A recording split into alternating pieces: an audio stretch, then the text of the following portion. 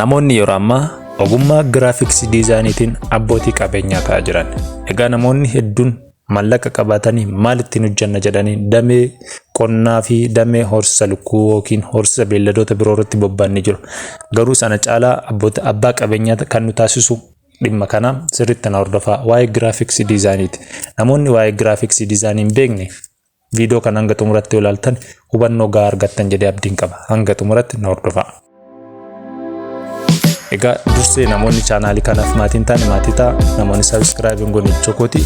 Gama biraatiin namoonni viidiyoo kana jaalatan akka hiriyoota keessan bira ga'uuf laayik gochuu hin dagatinaa jechuudha. Mee duraan dursinee maalummaa giraafiksii diizaayinii irraa haa kaanu. Giraafiksii diizaayinii irratti namoonni hedduun hiikoo garaagaraa kennaafi turaniiranii hayyoonni yookiin barsiistonni dhimma kana irratti hojjetan jechuudha. Qorannoo hedduu akka geggeessetti giraafiksii diizaayiniin hiikoo gaarii tokko qabatee dhufee jira. Innis maal yoo jenne giraafiksii diizaayinii jechuun suuraalee halluuwwan gosa garaagaraa bocaawwanii fi barreeffamoota garaagaraa bakka tokkotti fiduudhaan karaa ergaa ittiin dabarsinudha. Yeroo kana ammoo suuraawwan bocaawwanii fi barreeffamoota akkasumas immoo suuraalee garaagaraa walitti gaafa finnu karaa ergaa ittiin dabarsinu ta'uu qaba jechuudha. Giraafiksii diizaayinii fi kan kenname inni sirriin isa kana jedhanii irratti walii galamee jira. Egaa hiikkoon isaa erga kana ta'eeti gosoonni giraafiksii diizaayinii meeqa kan jedhus gaafii yookiin namoota hedduu ta'uu danda'a. Egaa giraafiksii diizaayiniin yeroo ammaa namoonni hedduun abbootii qabeenyaa irratti ta'anii jiranii.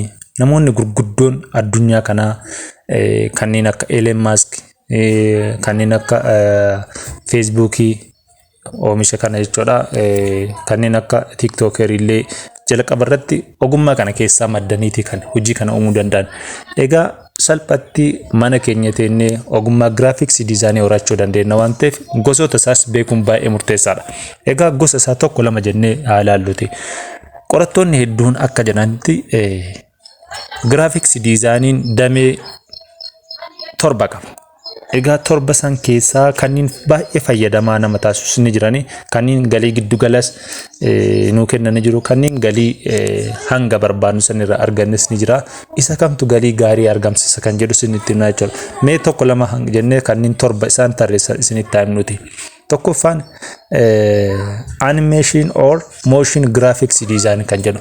Graphics animation yookiin motion graphics design jenna. Egaa tokko kana lammaffaa immoo product design jennaan.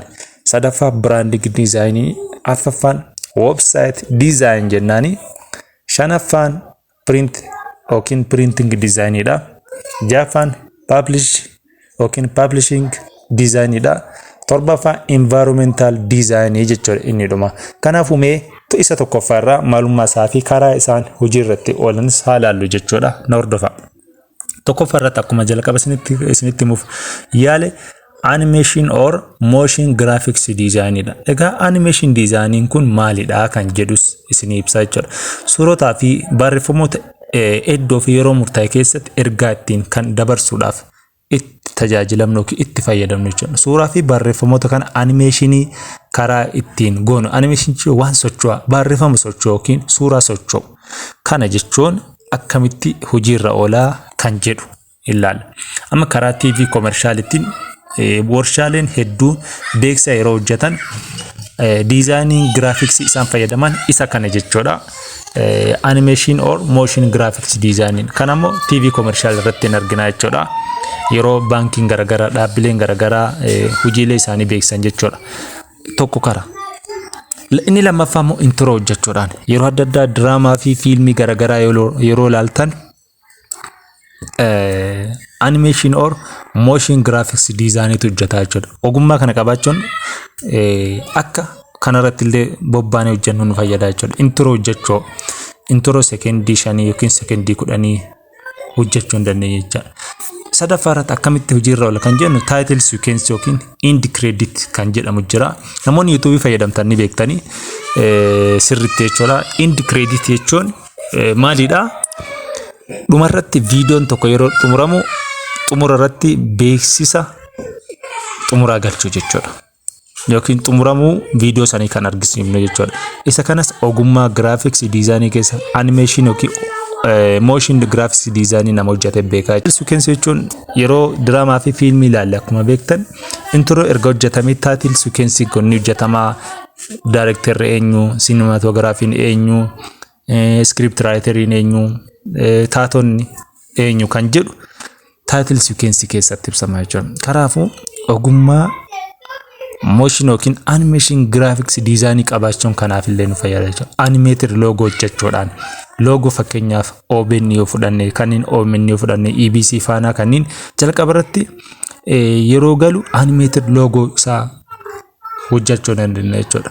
Gaaf ogummaa animation or motion graphics designer taane jechuudha. Intro graphics hojjechuu dandeenya. Fakkeenyaaf trailer hojjechuun trailer jechuun fiilmii guutuu isaa tokko daqiiqaa tokko yookiin daqiiqaa lama keessatti karaa hawwataa ta'een suspense yookiin qalbii namaa rarraasuu danda'uun hojjechuu gabaabsine. Kanas eenyutu hojjeta? Motion or animation graphics designer hojjeta jechuudha. Ogummaa kana qabaachuun baay'ee murteessaa waan ta'eef. Tutorial video kanneen akka tutorialii beekumsa yoo qabaanne wantoota dhimma irratti beekumsa qabnu san irrattis ergaa ittiin dabarsuu dandeenya jechuudha. Applicationii garaagaraa uumuus kan danda'u namoonni hedduun ogummaa graphics design keessa animation yookiin motion yoo qabaate jechuudha. Video game hojjechuu, gifs adda addaa hojjechuu, presentationii yeroo PowerPoint dhiyeessu motion or animation graphics designer ta'uun akka bareechifnee hojjennuun fayyada jechuudha. Karaalee hanga 10 oliitu jira fakkeenya isinii kaasee isa kana. Lammaffatti dhumna jechuudha. Inni lammaffaan gosa graphics design keessa branding designidha.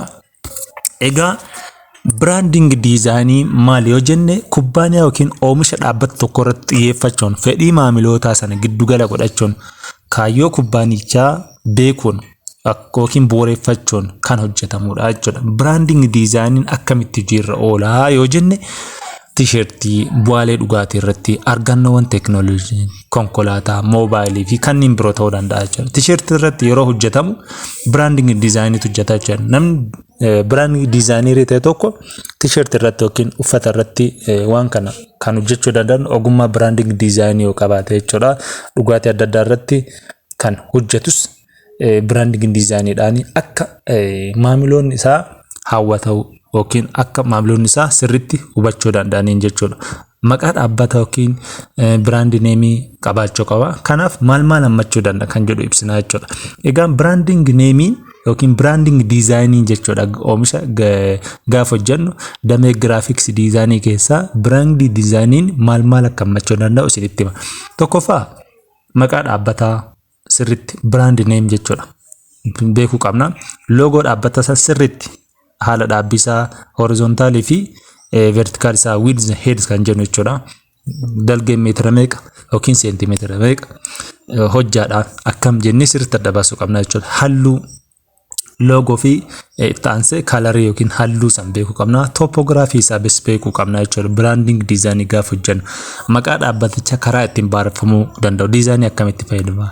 Bold moo italic moo kan jedhus kompiitara irra namoonni beektan topography isaa sirriitti adda baasnee beekuu qabna. Kalarii barreeffamni sun fayyadamnu yookiin mata duree maqaa brand name sun fayyadamu itti ibsuu dandeenya. Inni biraa immoo branding guideline beekuu qabna jechuudha. Kana jechuun designer graphics branding design hojjetaa jiru tokko gaaf brand guideline yookiin qabaate illustrate gaafa godha gaafa ibsu jechuudha. Inni jalqabaa inni beeku maqaan dhaabbata isaanii maalidha? Logoon, kalariin, topographiin isaa maali?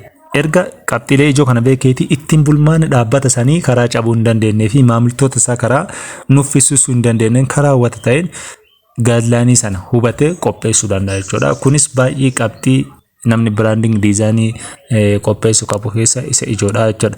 Sadaffatti dhufna. Egaa sadaffaarratti product design dha. Gosti design kun karaa ittiin maamiltoota isaa hawwachuu danda'an barreeffamootaa fi suuraalee fayyadamuudha. Halluu midhaagsanii karaa ittiin hojjetanidha. Ogeessi gosa hojii kanarratti hojjetaa jiru beekumsa gahaa waa'ee kaayyoo dhaabbatichaa sirriitti beekuu qaba.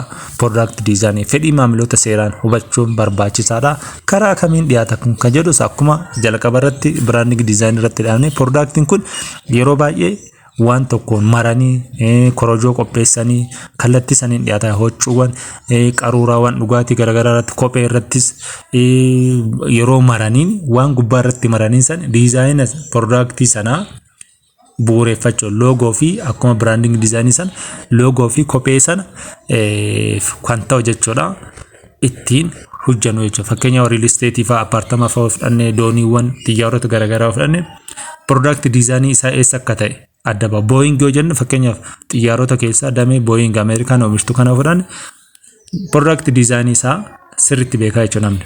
Maaliif maark aayidentiitii qabaa jechuudha mallattoo ittiin adda baasu qabaa jechuudha. Kanaafuu sirriitti hubachuu qabna. Piroodaaktii diizaayiniis taanee hojjechuu dandeenya kan jedhu. Inni arfaffaan ammoo printing diizaayiniidha. Egaa print or printing diizaayinii maalidha?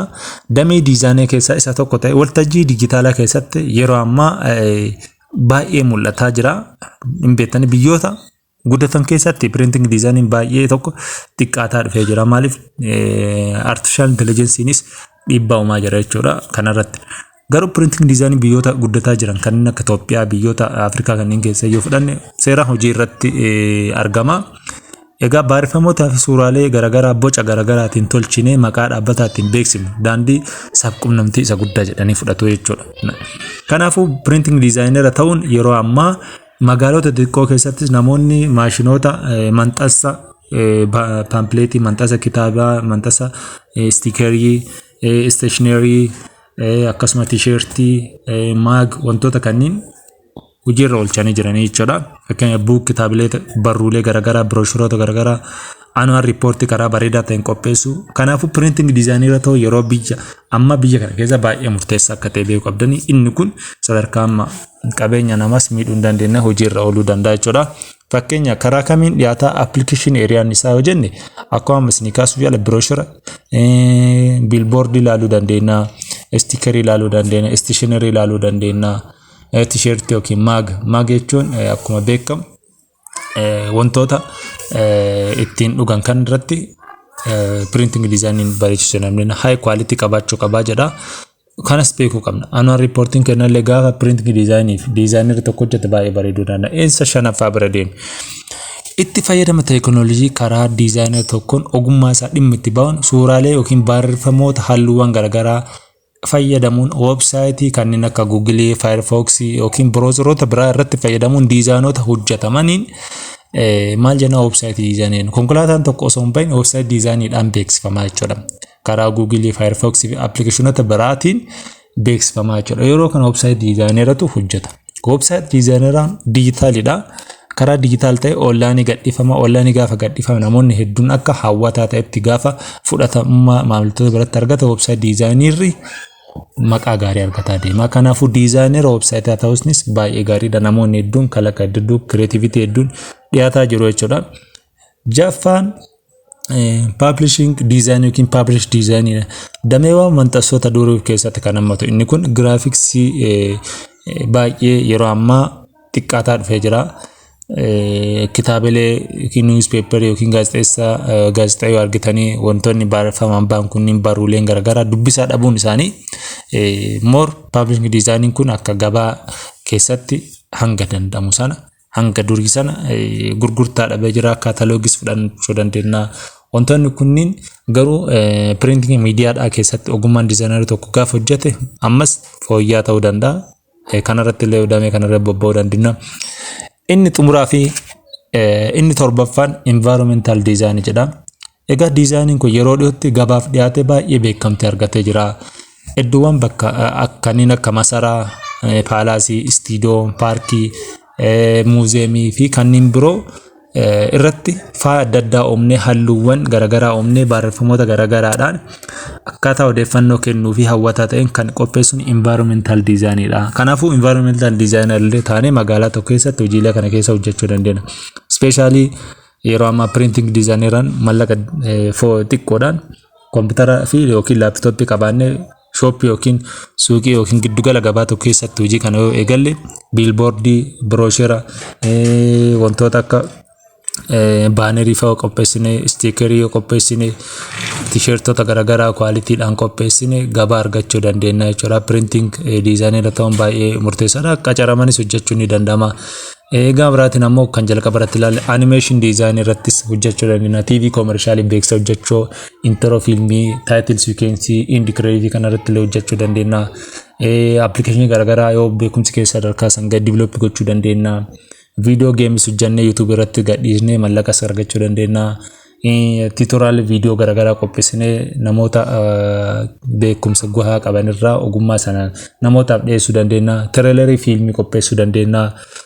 Fi wantoota hedduutu hojjetama jechuudha. Kanaafuu graphics designer ta'uun wantoota torba kana keessaa hin ba'u.